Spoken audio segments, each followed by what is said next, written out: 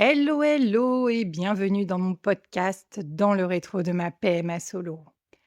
Alors aujourd'hui, on est le vendredi 4 juillet à l'heure où j'enregistre ce quatrième épisode et mon podcast est enfin sorti. Il est sorti le mardi 1er juillet et comment vous dire? Je suis dans une gratitude absolue. Je voulais vous remercier vraiment tous et toutes de ces écoutes puisque je suis aujourd'hui à 108 écoutes en 3 jours.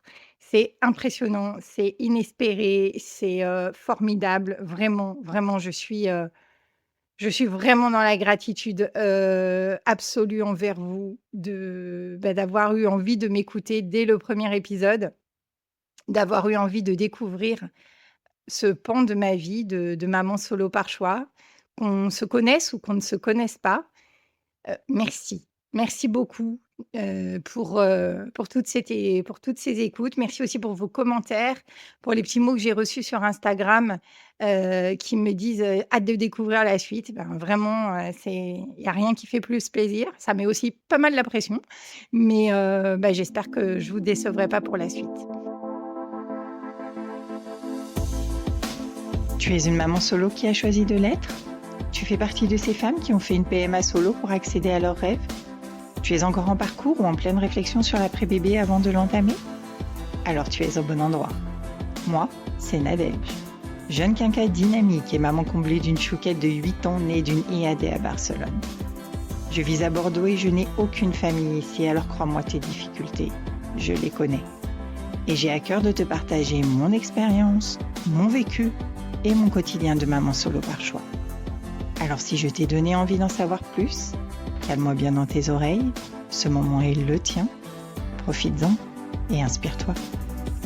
Donc aujourd'hui, je reviens avec un épisode un peu différent, comme je l'avais annoncé à la fin de l'épisode 3, parce que bah, je voulais commencer à vous donner quelques petites astuces que moi j'ai mis en place dans ma vie de maman solo par choix pour trouver du temps pour soi bah, quand on n'en a pas.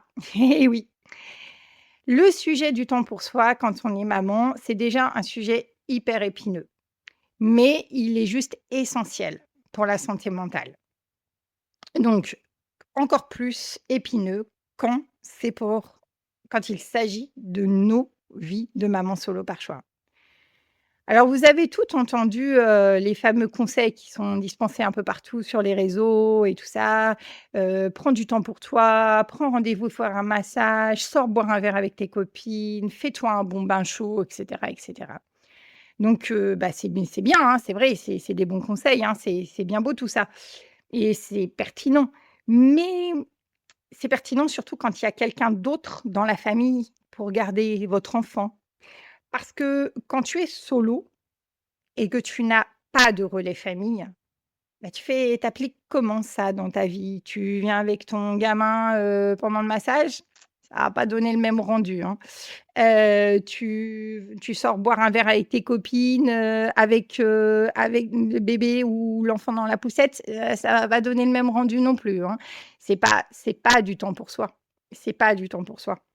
Donc prendre une baby-sitter aussi, il y a aussi cette option. Alors ça, on m'a dit aussi: «Mais pourquoi tu prends pas une baby-sitter?» Mais est-ce que tu sais, est-ce que tu connais la charge mentale de choisir une baby-sitter? Moi, je te pose la question parce que, bah, des baby-sitters, il y en a plein, hein, il y a pas photo et elles sont toutes, la plupart du temps très, très bien. Mais laisser ton enfant à une inconnue pour, aller te faire masser, je suis pas bien sûre qu'on soit dans le bon, rapport, qualité, le bon ratio en fait, entre la détente et comment dire? Et les préoccupations constantes de savoir: «Est-ce que mon enfant va bien? Est-ce qu'elle s'en occupe bien? Est-ce qu'elle a pas fait ça? Est-ce que ceci?» Voilà, hein. Je pense pas que le massage en fait soit très, très, très efficace dans ces cas-là. Alors après, moi j'ai eu la chance aussi d'avoir des amis, hein, qui m'ont proposé, hein, de me garder ma fille pendant que j'allais, me détendre. Mais c'est pareil, quand on prend c'est hyper adorable et vraiment merci à toutes celles qui me l'ont proposé. Mais en fait, concrètement, comment je fais? Je prends d'abord rendez-vous et ensuite je vois si mon amie est disponible et bah, il y a aussi des risques qu'elle ne le soit pas. Ou je demande les dispos de mon amie et ensuite j'essaye de prendre un rendez-vous. Alors ça, j'ai déjà essayé, hein, de faire ça et je peux vous dire qu'en fait, ça s'est soldé par un échec parce que, bah, les disponibilités de l'amie en question et les disponibilités du salon de massage et ben, ne concordaient pas. Donc en fait, c'est beaucoup d'énergie dépensée pour rien, clairement pour rien. Alors, je dis pas qu'il faut jamais aller se faire masser, se prendre un moment de bien-être et tout ça, hein, c'est pas du tout ce que je dis. Ce que je veux dire, c'est qu'il faut arrêter, de balancer des choses comme ça aux mamans solo, il faut c'est une injonction aujourd'hui: «Prends du temps pour toi, prends du temps pour toi». Oui, bien sûr, évidemment, mais comment on fait? Comment on fait pour prendre du temps pour soi? Donc moi, je j'ai à cœur de partager aujourd'hui quelques petites astuces que j'ai réussi à trouver, en fait, bah, quand de toute façon c'était, une question de survie. Donc après mon burn-out, enfin pas après d'ailleurs, pendant mon burn-out parental et qui m'ont aidée à sortir de cette situation. Et l'idée, c'est avant tout de trouver ton temps pour toi dans les 24 heures dont tu disposes dans ta journée. Et attention, avec un gros défi, sans te coucher plus tard pour autant, sans rogner sur ton sommeil. Ouais, c'est un vrai défi. C'est un vrai défi parce que le sommeil, c'est très, très, très important et c'est pourtant souvent lui qu'on sacrifie parce qu'on a l'impression de pas avoir de temps pour nous et donc bah, on rogne sur le sommeil. On se dit que: «Bon allez, c'est bon, je peux dormir, 6 heures, 6 heures, c'est bien». Ça permet de récupérer. Alors, ça permet peut-être de récupérer à un certain âge, mais je peux vous dire qu'en vieillissant, en fait, non, plus du tout. Donc, vraiment, commencez dès maintenant, quel que soit l'âge que vous ayez, mais sincèrement, sincèrement, commencez dès maintenant à ne pas rogner sur votre sommeil. Alors, l'astuce numéro un, c'est simplifie ce qui peut l'être et associe une tâche du quotidien à un moment de détente. Alors là, on va parler des 2 gros postes les plus importants, en fait, dans les tâches ménagères du quotidien, à savoir la préparation des repas et la gestion du linge. Voilà, les trucs qui nous font super plaisir. Youhou! Voilà, donc mais qui sont totalement indispensables. On peut pas, on peut pas faire autrement. Donc il faut arriver à améliorer le temps qu'on passe à faire ces tâches-là. Alors, en ce qui concerne la préparation des repas, moi, je vais pas te parler de batch cooking, parce que, qui est très certainement très, très bien, hein. Je dis pas le contraire pour celles qui veulent faire qui le font, bravo, je vous admire. Mais moi, passer 2 heures en cuisine un dimanche ou 3 heures en cuisine pour préparer tous les repas de la semaine, c'est juste pas possible. Voilà. C'est pas dans mon ADN, ça se fait pas. En revanche, je vais te parler de meal prep et si tu connais pas le meal prep, voici ce que c'est. En fait, le meal prep, c'est très, très simple. C'est, tout simplement de préparer ses légumes. Alors il y a les légumes, il y a les féculents et tout ça, mais surtout les légumes à l'avance. Donc l'idée, c'est de d'éplucher, couper et mettre dans des boîtes de conservation des légumes pour, toute la semaine. Voilà. Alors peut-être pas pour toute la semaine, parce que quelquefois, en effet, ça se détériore un peu dans le frigo, mais au moins pour 3 4 jours. Voilà, on va dire pour les repas du lundi au jeudi. L'idée aussi, c'est que pendant que tu fais ça, tu puisses mettre, par exemple, un ou 2 féculents à cuire, de tout ce qui est, féculents ou légumineuses. Tout ce qui prend du temps à cuire, comme le riz, les lentilles, les haricots, voilà, tout ce qui est les légumineuses, ça prend pas mal de temps. Donc l'idée, c'est, pendant que j'épluche et que je coupe, je mets à cuire, du riz ou des légumineuses des légumineuses, voilà, pendant ce temps-là. Donc ça va te prendre maximum une demi heure parce que c'est quasiment, la durée de cuisson, la plus longue, voilà. Donc en une demi heure, tu vas voir le comment dire? Le rendu, enfin l'impression, l'émotion que tu auras quand tu auras fini, que tu auras mis tes légumes en boîte et que tu auras égoutté et mis en boîte aussi tes féculents et tu te serais dit: «Waouh, là, je viens de passer une demi-heure, heu et en fait, j'ai déjà plein de trucs de prêt pour toute la semaine» et ça va vraiment, t'alléger mentalement. Et deuxième chose, c'est que pendant que tu fais ça, n'hésite pas à mettre ton casque, à mettre, tes AirPods, enfin bref, tes oreillettes, hem et à écouter soit un podcast, soit de la musique, voilà. N'hésite pas à associer ce moment-là, qui est une petite tâche ménagère, à un moment de détente. C'est important. Alors évidemment, il faut faire ça quand ton enfant dort, évidemment. Hem, alors tu auras peut-être un petit peu plus de temps quand il est tout jeune, parce qu'ils dorment beaucoup plus tôt, ces enfants. Et sauf quand ils sont tout bébés. Là, par contre, c'est beaucoup plus compliqué. Mais quand même, faire du meal prep dans une sieste de 20 minutes, bah, c'est faisable. Donc voilà. Mais n'oublie jamais de l'associer à un moment pour toi, un moment de détente. C'est vraiment important parce que ça va habituer ton cerveau à enregistrer qu'il n'a pas, seulement exécuté une tâche, un devoir, un truc qu'il doit absolument faire mais il a aussi, pris ce temps pour consommer, un contenu qui lui plaît. Voilà, donc ça va habituer ton cerveau à ça et du coup, il va aussi lui, générer moins de stress. Pour ce qui est de la planification des repas maintenant. Donc comme je te disais, moi, le batch cooking, voilà, avec, genre, tous les plats prêts pour toute la semaine, c'est juste pas possible. Par contre, il faut vraiment enfin, il fallait vraiment, il a vraiment fallu que je trouve une solution parce que la question «Qu'est-ce qu'on mange ce soir?» avec, le panel infini de réponses, qui se présentent, c'était plus possible pour moi. Il y a un moment, il a fallu que je cadre un peu ça. Parce que il y avait trop de réponses possibles, en fait. Donc ce qu'il faut savoir, c'est que moi, dès que ma fille, a commencé à manger des vrais repas, hein, on a toujours mangé la même chose. Je lui ai jamais fait quelque chose, de différent à côté. On a toujours mangé la même chose, dans des proportions moindres évidemment. Peut-être que je lui mettais pas certaines épices et encore, elle a mangé très tôt, des courgettes au curry, des choses comme ça et elle aimait ça. Mais en tout cas, on a toujours mangé la même chose parce que, il était hors de question de faire 2 choses, complètement différentes et plus elle a grandi, plus en effet, bah, plus cette décision était la bonne, je m'en suis aperçue parce que, bah, du coup, elle mange, de tout, voilà, ou presque, donc vraiment, c'était, une bonne décision.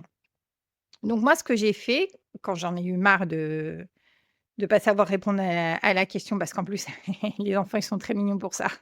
On va les chercher à l'école, on était contents de les retrouver. «Mais qu'est-ce qu'on mange ce soir? Ah!» Ne pas criser, ne pas criser. Oui, je t'aime ma fille, je t'aime moi aussi. Donc l'idée, c'est d'associer un plat à un jour. Je m'explique. Pour nous, en tout cas, avec Chouquette, on a mis en place, le lundi, c'est risotto. Le mardi, c'est un repas végétal. Le mercredi, c'est le seul jour où nous mangeons différemment puisque elle, c'est son petit kiff de la semaine. Elle a, des saucisses des knackis végétales et des gnocchis. Voilà, c'est elle qui a choisi. Je lui ai fait choisir un repas dans la semaine. C'est elle qui a choisi ça et moi, ce jour-là, bah, je mange autre chose, voilà et le jeudi, on est plus sur un plat, complet qu'on peut faire rapidement, notamment au Cookéo, puisque moi j'ai un Cookéo et je m'en sers énormément. Donc tout ce qui est, gratin, one pot pasta ou des choses comme ça. Je dis gratin, pardon. Je dis gratin parce que, j'ai aussi l'extra crisp qui se met sur le Cookéo et qui fait donc air fryer. Voilà pourquoi je parle de gratin. Le vendredi, pour le coup, on est sur les restes de la semaine, même si ma fille a beaucoup, beaucoup de mal avec les restes.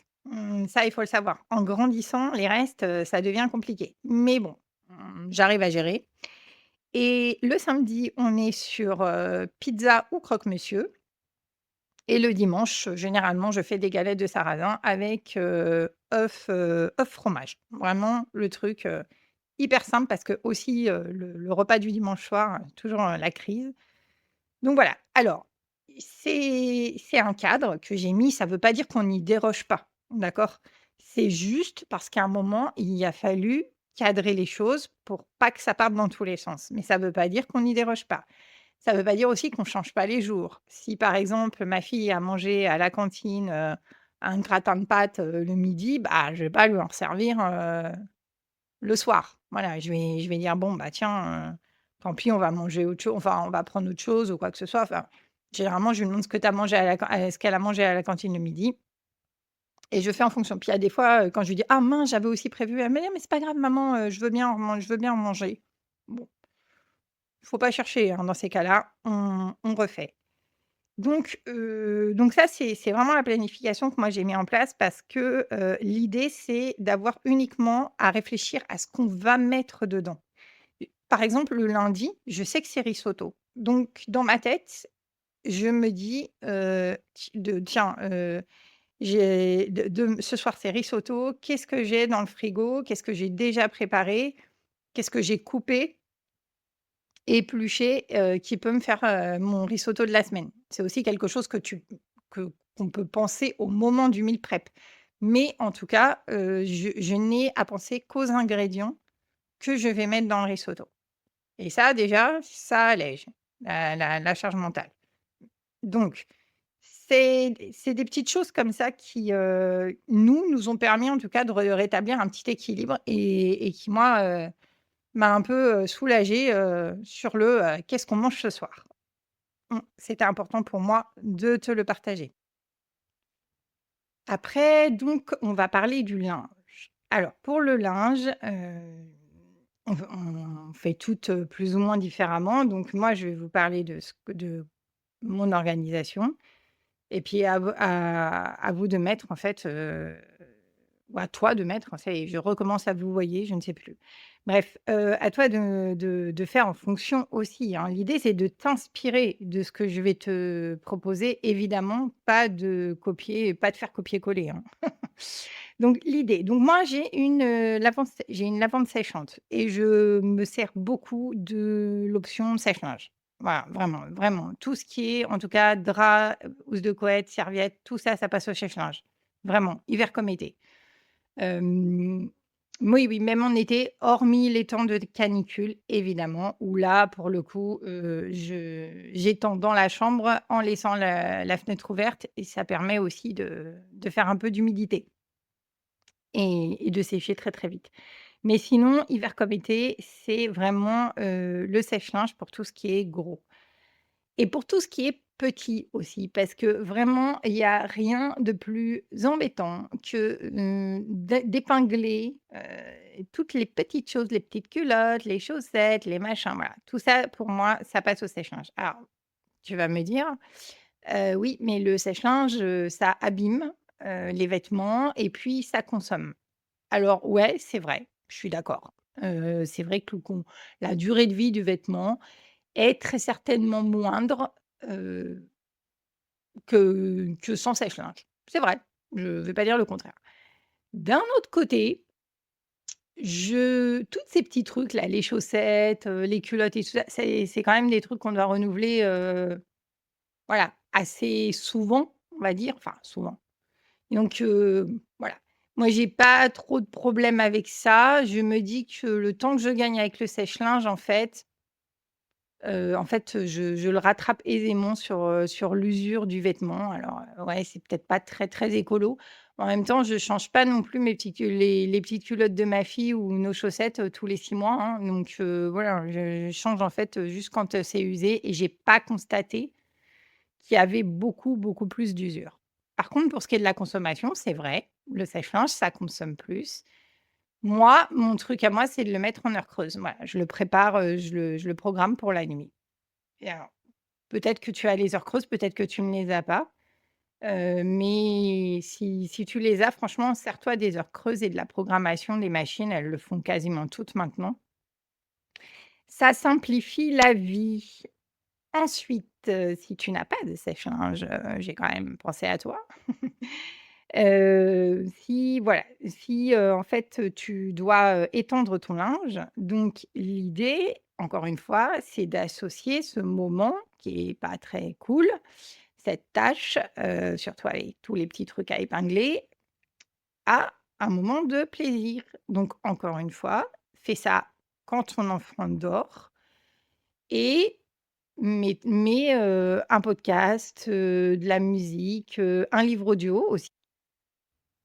On pense pas assez aux livres audio, mais c'est aussi un bon moment pour les écouter. Ensuite, pour celles qui repassent encore, ce qui n'est pas mon cas. Alors ça, je dis tout de suite, moi, je suis pas du tout de la team repassage. Ça fait des années et des années que je ne sais plus ce qu'est un fer ou une table à repasser. D'ailleurs, ma fille ne sait pas ce que c'est. Elle sait ce que c'est, mais voilà, elle en a jamais vu à la maison. Mais si tu es de la team repassage, bah, pareil, repasse en écoutant, un podcast, ou en regardant une série. Attention par contre, si tu regardes une série, évidemment, ça peut être dangereux. Le mieux, c'est quand même d'écouter quelque chose quand tu repasses. Et si tu as envie d'abandonner le repassage, mais que tu as quand même besoin d'avoir des vêtements repassés, je crois qu'il y a quand même, l'alternative du défroisseur, hein. J'ai des gens autour de moi, qui l'utilisent et qui m'ont dit que c'était quand même très bien. Donc pourquoi pas? Peut-être qu'un jour j'investirai dans un défroisseur, mais je suis pas sûre parce que moi réellement, aujourd'hui, ça ne me manque pas du tout de ne pas repasser. J'ai les vêtements pour, ma fille aussi, elle a pas du tout besoin, d'avoir des vêtements repassés. Personne ne m'a jamais fait la réflexion de me dire: «Ah bah dis donc, la robe de ta fille ou le t-shirt de ta fille n'est pas repassé», jamais. Parce que de toute façon, une fois que l'enfant a enfilé son vêtement et ben, il bouge avec, hein, donc ça fait des plis et tout ce que tu viens de faire, correctement là, en fait et ben, ça vient d'être détruit en moins de 3 secondes. Donc bon, encore une fois, je sais qu'il y a des personnes pour qui, le repassage, c'est indispensable. Je respecte, mais en tout cas, fais de ce moment aussi un moment de loisir et de détente. C'est vraiment l'idée d'associer les 2 parce que nous, on a quand même, en tant que femme, on nous dit multitâche. C'est vrai qu'on est Shiva, on est toujours en train de faire, 2 tâches en même temps, mais la plupart du temps, on associe 2 les tâches qu'on fait en même temps, c'est 2 tâches, c'est des devoirs, des obligations, quoi. C'est pas une tâche obligation et une tâche plaisir et quand tu renverses un peu, c'est la situation et que tu te dis: «Bah, ouais, tiens, en fait, pourquoi j'y ai pas pensé plus tôt?» et bah, tu verras que ça change déjà, des choses, dans ta vie. L'astuce numéro 2, c'est planifie ton kiff et n'y déroge pas. Alors, il faut que ce soit un kiff court, évidemment, hein. Il ne faut pas que ça dure très longtemps, mais on va dire, 5-10 minutes parce que c'est déjà très important. Donc ce moment, ça peut être, boire ton café chaud et j'insiste là-dessus, je vais revenir, dessus après. Ça peut être un moment de lecture, ça peut être, une petite, séance de sport ou une séance où juste tu as envie de bouger. Enfin, c'est quelque chose qui t'est indispensable et que tu as peut-être mis en stand-by depuis que tu es devenue maman parce que, bah, tu trouves plus le temps de le faire, en fait. Ça s'insère plus dans ton emploi du temps et là, vraiment, moi, je t'invite à y revenir parce que c'est indispensable d'avoir ce petit moment de kiff dans ta journée.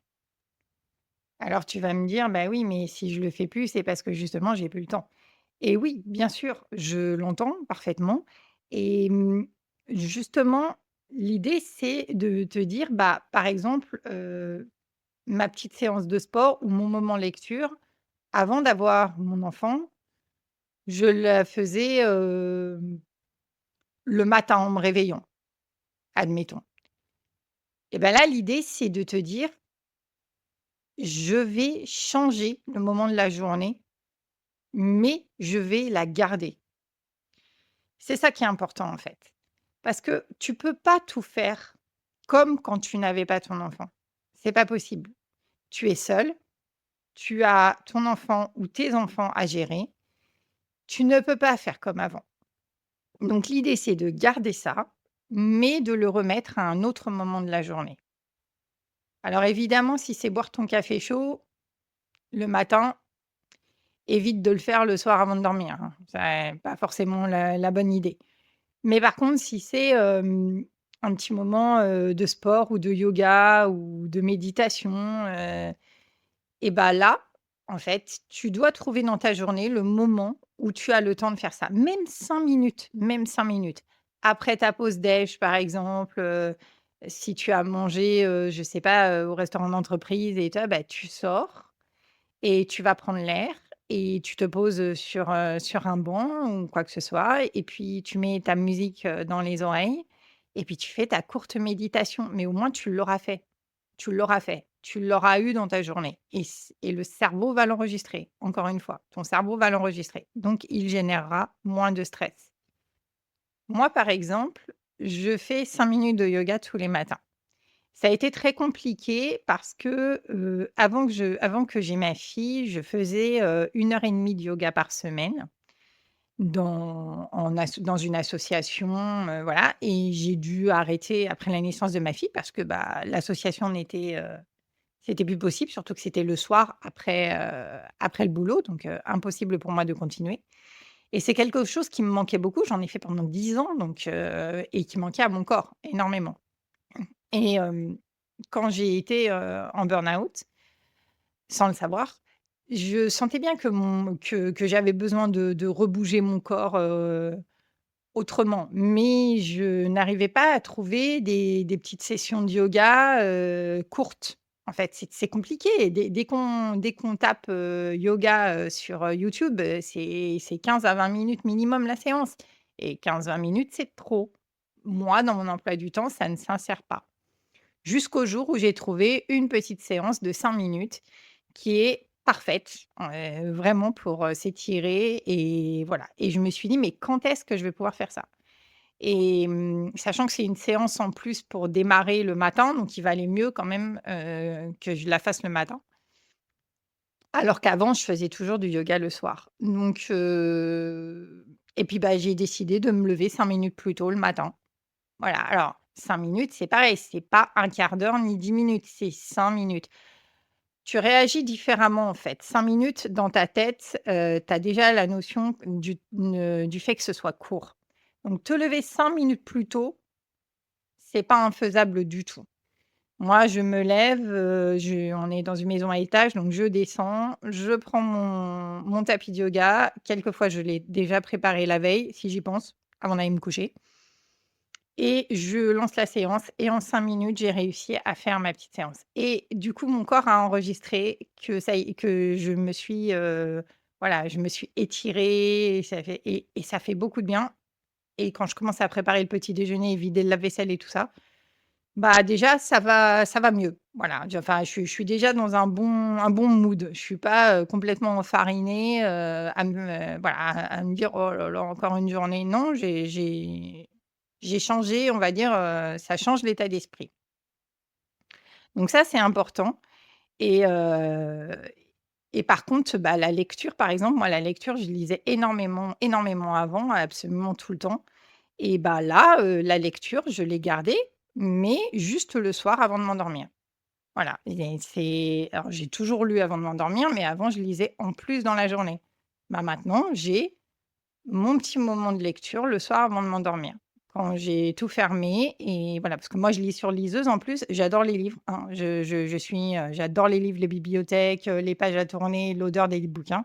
Sauf qu'à un moment, bah, il a fallu que je fasse un choix et pour, pouvoir continuer à lire et comment dire? Et vraiment me faire plaisir et ben, j'ai investi dans une liseuse et je ne le regrette absolument pas parce que je peux même lire avec la lumière éteinte. Ce n'est pas de la lumière bleue, donc ça ne m'abîme pas les yeux et ça ne trouble pas mon sommeil. C'est juste une petite, lumière qui est à l'intérieur de la liseuse et qui permet, de l'éclairer et de pouvoir dormir, n'importe quoi et de pouvoir lire, heu, sans avoir par exemple, un plafonnier d'allumé ou quoi que ce soit et ça, c'est très important et ça m'a beaucoup, beaucoup servi au tout début quand ma fille est née et que je l'allaitais parce que je me rendormais pas forcément, tout de suite, surtout si je devais changer la couche après qu'elle ait pris le sein et donc là, prendre la liseuse me permettait de me rendormir en 5 minutes chrono généralement parce que de toute façon le sommeil prenait le pas en lisant. Donc ça aussi c'est un petit tips que je te donne. Si tu aimes lire, une liseuse, c'est vraiment chouette. Après, je vais revenir sur cette notion de café chaud. Pourquoi? Parce que alors, je dis café, mais ça peut évidemment être thé, matcha ou autre boisson chaude de ton choix. C'est en tout cas celle que tu consommes le matin et qui est indispensable pour toi. Alors, si c'est le café, par contre, petit conseil, surtout ne le bois pas à jeun. C'est très, très, très mauvais pour ta glycémie et en vieillissant, tu me remercieras. Donc, commence par prendre ton petit déjeuner, par boire de l'eau, à jeun et prendre ton petit déjeuner et finis par ton café. Après, ce qu'on sait aussi, c'est que généralement, quand on devient maman, eh bien, on ne boit plus son café chaud. Ouais, ouais, ouais. Ça, c'est un peu le problème. C'est que, je ne sais pas, les enfants ont un sixième sens pour ça. Ils ont toujours la bonne idée de se mettre à pleurer ou de t'appeler au moment où tu poses tes lèvres contre ta tasse. Alors là, tu viens de te faire couler ton café ou tu viens de te mettre de l'eau chaude sur ton sachet de thé. Enfin bref, encore une fois, je parle du café, mais ça s'adapte à toutes les boissons. Et là, en fait, bah voilà, non, tu es obligé d'arrêter. Tu es obligé de poser ta tasse et d'aller voir ce qui se passe et d'aller aider, par exemple, quand l'enfant en a besoin. Et du coup, bah, qu'est-ce qui se passe? Le temps que tu aides ou le temps que, par exemple, tu lèves bébé, que tu changes la couche, que voilà et que tu redescends avec et ben, le café, il est froid. Ouais, ouais, ouais. Et là, tu te dis: «Encore un café froid». Tu le bois parce que, bah, de toute façon, voilà, il va falloir partir et il faut boire. Soit tu ou alors tu le jettes parce que, bah, voilà, tu aimes pas le café froid et franchement, qui aime le café froid? Hein? Franchement, c'est vraiment pas bon le café froid. Enfin bref, je sais qu'il y en a que ça dérange pas. Moi, personnellement, je n'aime pas. Alors moi, j'ai un petit tips pour toi. Un truc qui m'a changé la vie, mais vraiment changé la vie, alors que pourtant ce n'est rien, mais rien. C'est investi dans un petit thermos. Oui, oui, oui, un petit thermos de rien du tout. Il y en a plein maintenant, tu trouves ça partout, dans tous les magasins, même les Action, les trucs comme ça. Tu investis dans un petit thermos qui te permet en effet de garder ta boisson chaude. Donc soit tu fais couler ton café directement dedans et tu refermes bien le thermos et comment dire? Tu mets ta tasse à côté, tu commences à boire ton café et si jamais l'enfant se met à t'appeler ou à pleurer, eh bien, tu peux tout de suite le remettre dans le thermos fermé et aller t'occuper de ton enfant et quand tu redescends et que tu es enfin disponible pour boire ton café, eh bien, en fait, il est toujours chaud et c'est bête, hein, c'est vraiment un petit détail, mais encore une fois, ton cerveau va enregistrer un moment de plaisir. Au lieu d'un moment, vraiment, un moment de ras-le-bol.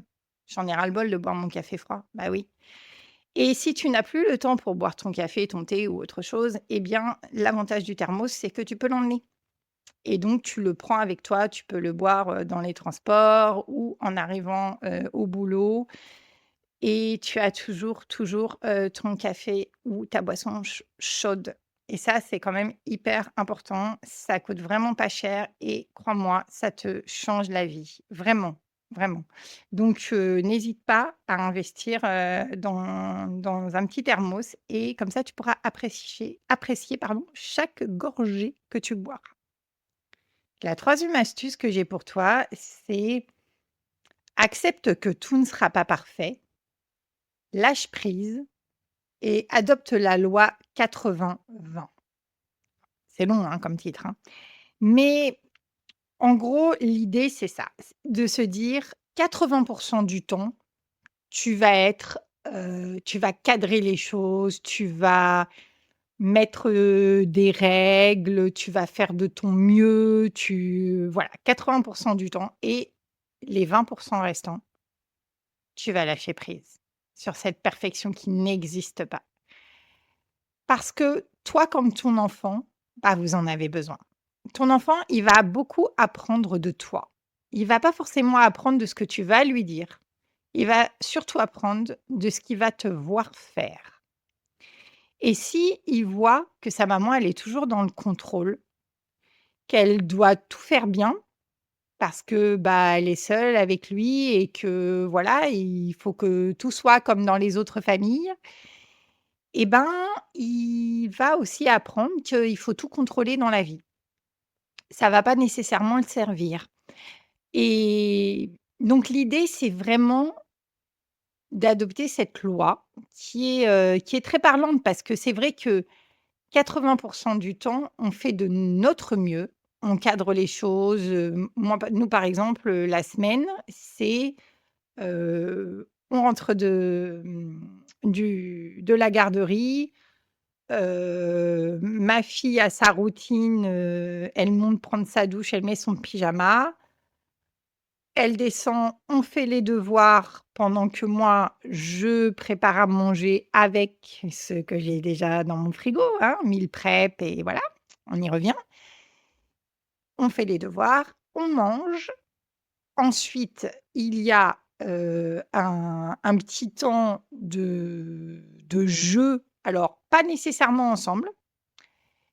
Le mardi soir, on fait un petit jeu, on fait un temps de jeu ensemble, mais les autres jours de la semaine, c'est elle qui monte dans sa chambre et qui, voilà, joue un petit peu, et ensuite elle a une alarme, hein, qui se déclenche, heu, via Alexa.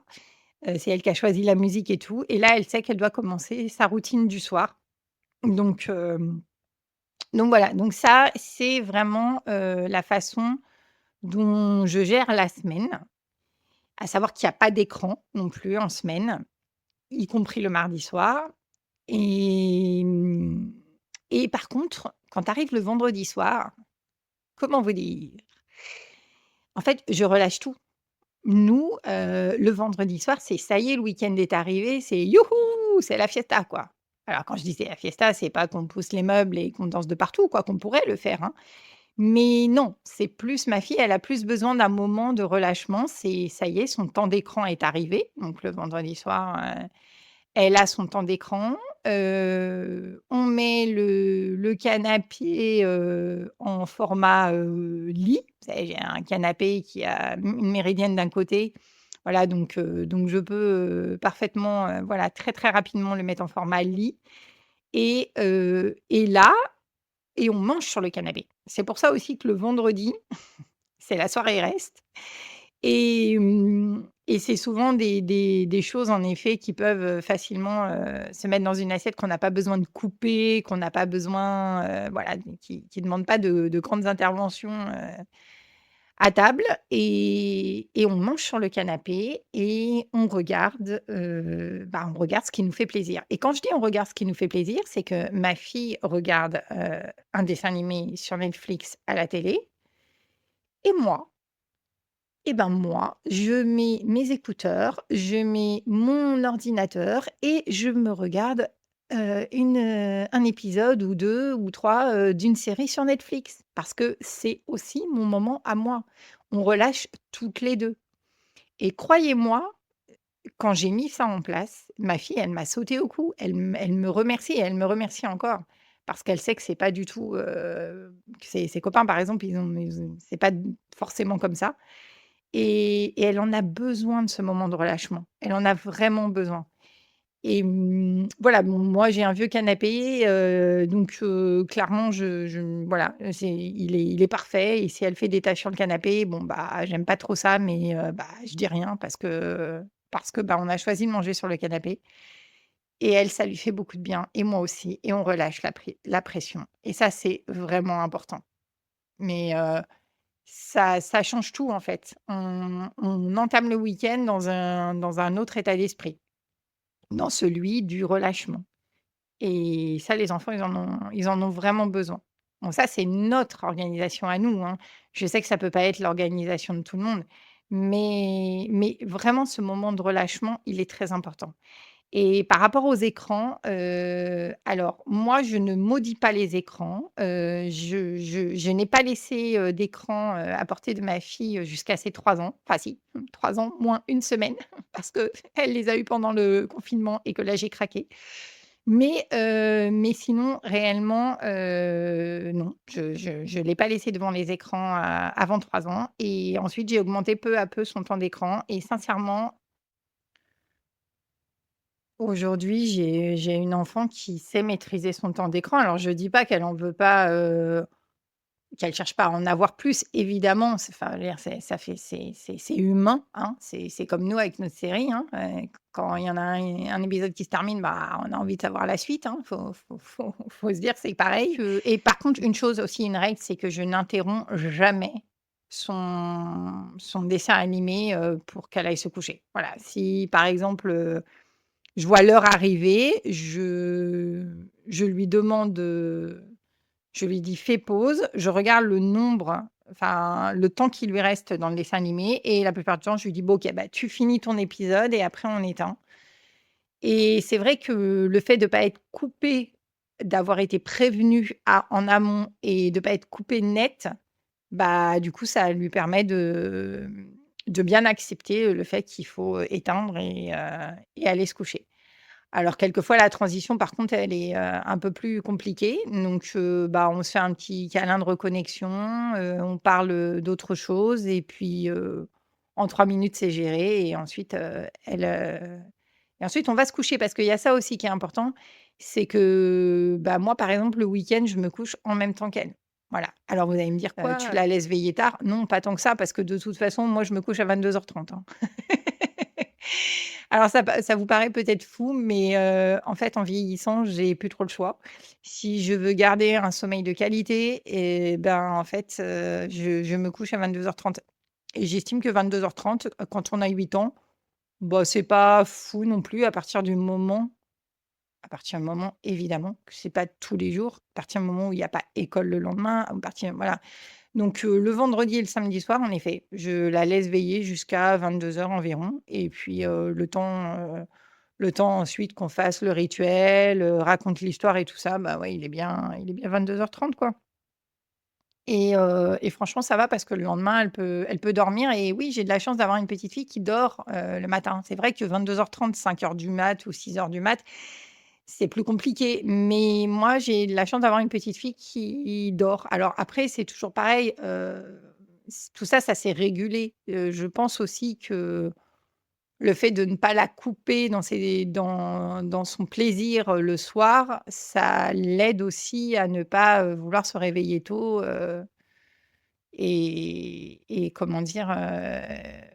Et tout de suite, voilà, me réveiller moi aussi et voilà. Donc bon, après, encore une fois, je fais pas tout parfaitement, hein. C'est la méthode que j'ai trouvée et ça fonctionne avec ma fille. Ça veut pas dire que ça va fonctionner avec votre enfant, mais en tout cas la mienne, ça fonctionne. Quatrième astuce que j'ai pour toi, optimise ton temps de trajet. Profites-en pour en faire un sas de décompression. Alors, normalement, quel que soit ton travail, tu as un temps de trajet. Même s'il est très court, tu as un temps de trajet. Moi, j'ai pas beaucoup de temps de trajet et aujourd'hui, à l'heure où je te parle, je travaille à la maison. Mais j'ai le temps de trajet pour aller à l'école, aller-retour. Et c'est 10-12 minutes à vélo. Donc pas aller-retour, 10-12 minutes aller, donc environ, voilà, on va dire 25 minutes, aller-retour. Pourquoi c'est important? Parce qu'un sas de décompression, tu en as besoin. Tu en as vraiment besoin et c'est important le matin et surtout le soir de décompresser de ta journée. Pour pas que tout ce que tu as vécu dans ta journée et ben, en fait, ce soit des émotions qui prennent feu, on va dire. avec ton enfant. Dès qu'il va, s'opposer à toi, dès qu'il va te dire non ou quoi que ce soit. Tu as besoin de ce sas de décompression. Alors, à toi de voir comment tu décompresses le mieux. Si tu décompresses mieux en écoutant des podcasts, de la musique, si tu préfères chanter, si tu préfères, lire, si tu préfères scroller sur ton téléphone. Mais l'important, c'est vraiment de trouver ton ton truc qui te permet de décompresser et de le faire à ce moment-là. Si tu es en voiture, tu peux, facilement écouter, de la musique. Tu peux même mettre le son à fond, tu peux chanter. Ça permet de relâcher plein de tensions. Tu peux écouter un podcast aussi, par exemple le matin, c'est déjà plus on est plus dans le mood le matin, pour le podcast, que le soir où on est plus, relâcher les tensions en écoutant de la musique et en chantant. Si tu es en transport, la lecture, par exemple, c'est un très bon sas de décompression, ça t'emmène ailleurs. Alors, si ton sas de décompression, c'est de scroller sur ton téléphone, alors en voiture, j'en parle même pas, hein, ne le fais pas, OK? Si tu es dans les transports, oui, OK. Tu prends ton téléphone et tu vas essayer de scinder les choses parce que, scroller sur ton téléphone, en fait, tu penses que ça va te faire ton sas de décompression, mais non, pas du tout. Ça va pas du tout te faire ton sas de décompression. Ça va t'apporter plutôt de l'anxiété qu'autre chose. Alors, ce que je te propose, moi, c'est, tu prends ton téléphone et puis tu regardes, voilà, tes notifs, sur Insta, tes notifs Facebook, enfin voilà, quels que soient les réseaux, enfin tes réseaux préférés. Évite TikTok et ces vidéos, qui n'en finissent plus et tu regardes quelques stories, mais genre tu t'arrêtes au bout de 5-10 minutes, vraiment. Soit tu te mets, une alarme, soit ou quoi que ce soit et après tu continues avec quelque chose qui te fait vraiment décompresser. Heu, Relève la tête, mets tes oreillettes, écoute de la musique, écoute un livre audio. Lis, mais ne reste pas sur ton téléphone tout ton temps de trajet parce que ça va pas du tout te faire décompresser. Donc si jamais tu as choisi ça comme, sas de décompression, le scroll sur le téléphone, sache que c'est un faux ami et qu'il faut que tu en choisisses un autre. Si tu es à vélo comme moi, bah, déjà, la bonne nouvelle, sache que le fait de pédaler, déjà, ça va te permettre d'évacuer la tension. Donc ça, c'est une bonne chose parce que même si c'est un vélo électrique, hein, comme, moi, j'ai bien un vélo électrique, c'est pas un scooter, donc tu dois quand même pédaler et du coup, ça fait bouger ton corps et ça fait évacuer des tensions. Et après, moi, j'ai pas honte de, parler, toute seule ou, de chanter, à vélo. Ça me pose aucun problème et ça me permet aussi, bah, du coup, encore une fois, ce petit sas, de décompression avant d'aller récupérer ma fille et de devenir son réceptacle à émotions. Et enfin, si tu es à pied, parce que oui, ça existe. Moi, personnellement, j'ai été à pied, à 5 minutes à pied de mon travail, pendant quelques années. J'ai eu cette chance. Donc si tu es à pied ou si tu as choisi de faire ton trajet à pied pour, pouvoir bouger plus et ça, c'est une très bonne chose et ben, sache que tu peux faire, bah, à peu près, tout sauf, lire un bouquin. Donc bah, ça, c'est bien. Du coup, toi, tu peux écouter podcast, musique, pas de scroll sur téléphone, bien sûr, mais tu peux aussi, faire, des respirations, tu peux chanter, bon, c'est l'avantage. Donc en fait, quelle que soit la façon dont tu te déplaces, tu peux trouver un moyen de créer un sas de décompression avant de récupérer ton enfant et de devenir son réceptacle à émotion. Et enfin, cinquième et dernière astuce, qui là va peut-être avoir un peu de mal à parler à tout le monde, mais je vais quand même, te la donner. C'est retrouver un espace à l'intérieur de soi. Alors, qu'est-ce que ça veut dire? Si tu as écouté dans l'ordre mes épisodes et que tu as, écouté le récit de mon accouchement, tu sais que j'ai utilisé l'hypnose médicale pour accoucher et durant la préparation de mon accouchement, on m'a expliqué qu'il fallait que je trouve un endroit à l'intérieur de moi où je me sente bien.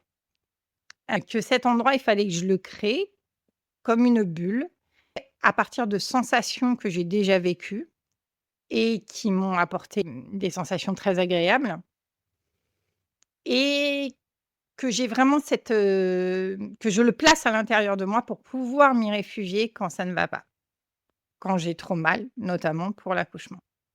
Donc moi, j'avais choisi de retrouver les sensations que j'avais eues lors d'un court voyage à Punta Cana avec mon ami d'enfance, bien des années auparavant et qui m'avait apporté énormément, de bonheur, de plaisir, de sensations très douces, très chaudes. J'avais eu la chance, d'être, emmenée par mon ami d'enfance là-bas puisque mon ami d'enfance est pilote de ligne et je lui fais d'ailleurs un big clin d'œil. On était partis 72 heures à Punta Cana et 72 heures aussi loin, on se dit: «Mais c'est fou quoi, on ne peut pas en profiter» et en fait, j'ai eu l'impression d'être partie, 1 semaine tellement on a profité de chaque instant. Et c'est vrai que j'avais eu des sensations très douces, très chaudes à ce moment-là, beaucoup de plaisir et j'avais choisi, lors de mon accouchement, de me retrouver sur cette plage à Punta Cana, dans cette eau transparente, très chaude et avec, rien à faire, sinon profiter du moment et ça m'a beaucoup aidée. Clairement, ça m'a beaucoup aidée, pendant les contractions, de me retrouver dans cet endroit exotique, bien loin de tout et c'est dingue parce qu'on se dit: «Mais comment on peut arriver à faire ça?» Mais le cerveau, lui, il enregistre tout. Il enregistre toutes tes sensations, toutes tes émotions, tout et tu peux en effet très vite aller te reconnecter à quelque chose que tu as déjà vécu et c'est ça, ici, que je te propose, même si ça te paraît, complètement fou et de me dire: «Bah non, ça c'est pas pour moi, je sais pas comment je ferais ça». Essaye.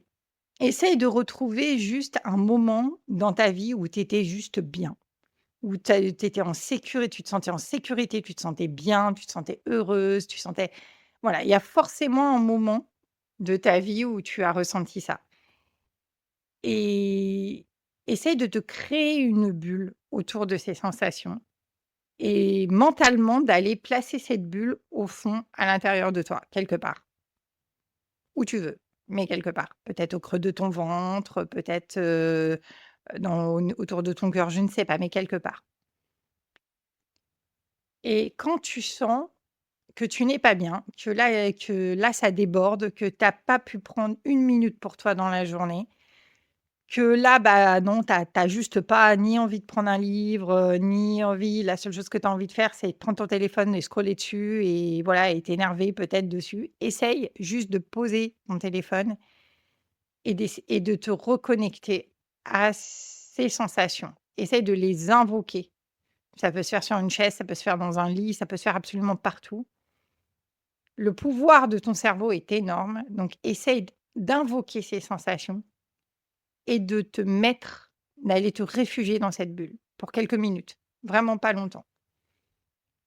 Et tu vas me dire: «Mais c'est pas gagner du temps pour soi ça?» Eh ben si, en fait, c'est gagner du temps pour soi parce que ces pet ces quelques petites minutes que tu auras passées dans ta bulle, elles vont te permettre encore une fois de décompresser et d'évacuer les tensions et du coup, tu iras mieux et encore une fois, le cerveau va enregistrer que tu as eu un moment de bien-être et ce qu'il va faire, c'est qu'il va en rechercher d'autres, des moments de bien-être. Il va chercher à ce que tu en aies d'autres, soit tout au long de ta journée, soit dans les jours à venir si tu fais ça le soir. Donc tous ces petits moments cumulés, ces petites actions que tu vas mettre en place dans ton quotidien vont petit à petit te faire prendre conscience que tu peux avoir du temps pour toi, même dans tes journées surchargées, même, dans ton quotidien de maman solo à plein temps, qui travaille aussi à plein temps. Voilà, tu vas pouvoir dégager ces quelques petites minutes et ces quelques moments qui vont te faire du bien et te prouver que tu n'es pas, juste une maman, qui, ne fait que cumuler des tâches ménagères, mais que tu arrives aussi encore à prendre un petit peu de temps pour toi au quotidien. Et surtout, comme je te l'ai dit précédemment, le cerveau va enregistrer cette notion et lui, il va du coup, t'apporter aussi d'autres idées. Tu vas te rendre compte que tu vas avoir des idées auxquelles tu aurais pas pensé, avant et qui vont te permettre de retrouver aussi, ce temps si précieux qui nous manque à toutes. Donc pour résumer, les 2 notions principales, c'est garder ces moments de kiff, mais bien les réajuster dans la journée. Voilà, en fonction du temps qu'on a et en fonction de son propre planning et associer toujours une tâche du quotidien, une tâche ménagère avec un moment plaisir. Moi, c'est vraiment 2 notions qui m'ont permis de refaire surface pendant mon burn-out. Ça m'a aidé à me sentir, moins submergée et j'espère sincèrement que ça t'aidera également parce que c'est, encore une fois, très important. Autre chose que je voulais ajouter par rapport au fait de faire ça quand l'enfant dort. Alors il faut aussi encore une fois, tout ça, faut le réajuster aussi parce qu'on a tendance aussi quand l'enfant grandit à toujours faire les choses de la même façon. Mais plus notre enfant grandit, plus il devient autonome et plus, en fait, ces moments, ils vont aussi, se multiplier parce que, par exemple, avec un enfant qui a 4, 5 ans, 6 ans, eh bien, pareil, tu peux faire ton meal prep, non pas quand il dort, mais quand il joue ou quand il est devant un dessin animé ou quand il fait une création. Le truc, c'est vraiment, de réajuster en fonction aussi de l'autonomie de ton enfant. Parce que ça te montre que, bah, du temps pour toi, en fait, tu en as de plus en plus.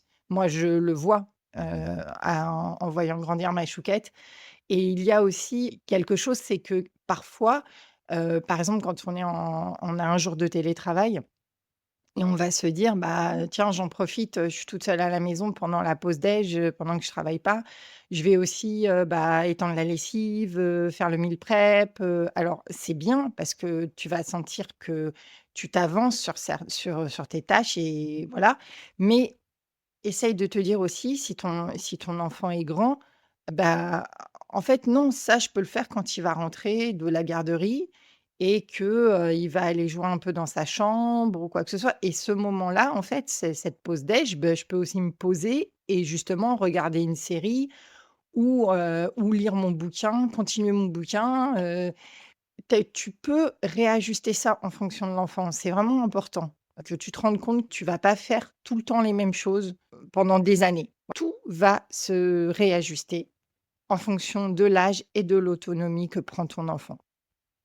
Voilà, j'espère que ces quelques astuces que j'ai mis en place dans ma propre vie t'aideront dans ton quotidien. N'hésite pas à venir me le dire en commentaire de cet épisode ou sur mon compte Instagram dans le rétro de ma PMA solo. Si tu ne me suis pas encore, n'hésite pas à aller me suivre sur le compte Instagram, c'est là que je partage le plus.